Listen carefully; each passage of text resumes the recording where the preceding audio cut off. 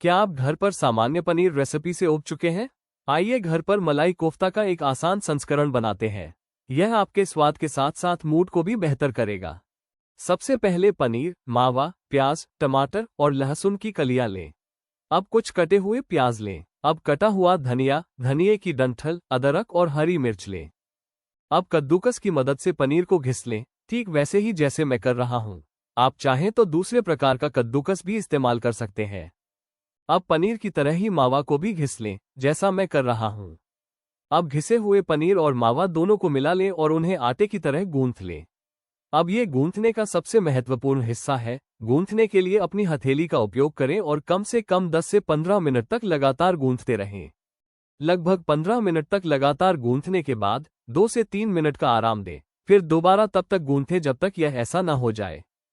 अब बाइंडिंग के लिए मैदा डालें। यदि आप मैदा नहीं डालेंगे या बहुत कम डालेंगे तो कोफ्ता ठीक से नहीं बनेगा। अब नमक डालें, न ज्यादा कम और न ज्यादा ज्यादा। अब स्वाद बढ़ाने के लिए साबुत जीरा डालें। बेकिंग पाउडर बहुत कम डालें, ज्यादा न डालें, केवल थोड़ी मात्रा।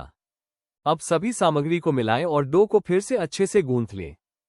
अब इसके बाद डो में थोड़ा तेल डालें। अब गूंथे हुए मिश्रण को कुछ देर के लिए आराम दें। गैस चालू करें। अब कढ़ाई में तेल डालें। अब साबुत गरम मसाला डालें। अब जीरा डालें, साथ ही सूखी लाल मिर्च भी डालें। ठीक है, अब हरी मिर्च, धनिये की डंठल और अदरक डालते हैं। अगर आपको तीखा पसंद है तो ज्यादा मिर्च डालें। ये सारी चीजें बाद में पीस ली जाएंगी, इसलिए उन्हें बारीक काटने की जरूरत नहीं है, बस जैसा दिखाया गया है वैसे ही काट लें।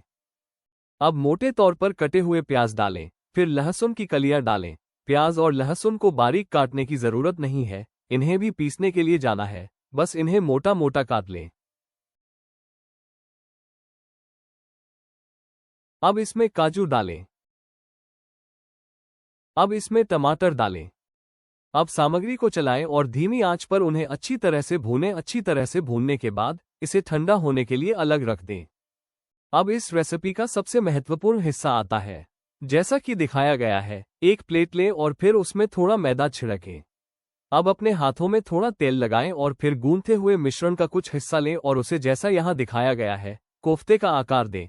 कोफ्ते का आकार हर व्यक्ति के साथ साथ जगह जगह भी अलग अलग हो सकता है, लेकिन मैं 2 सबसे आसान आकार दिखा रहा हूं जिन्हें आप आजमा सकते हैं। याद रखें, आप जो भी आकार बनाते हैं, सभी आकार समान और बराबर रखें।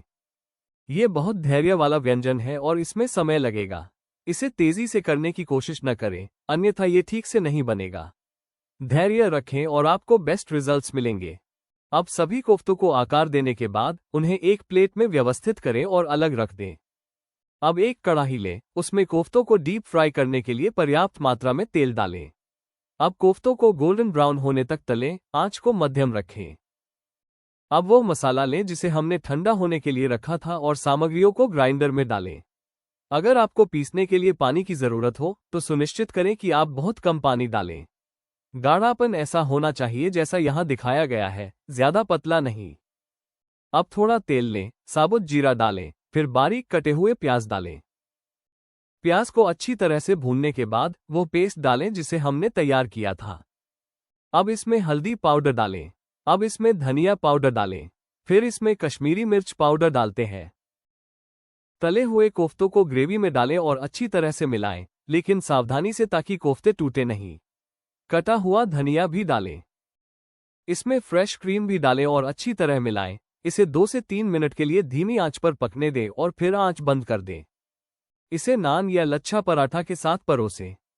देखने के लिए धन्यवाद। कृपया लाइक करें, शेयर करें और सब्सक्राइब करें।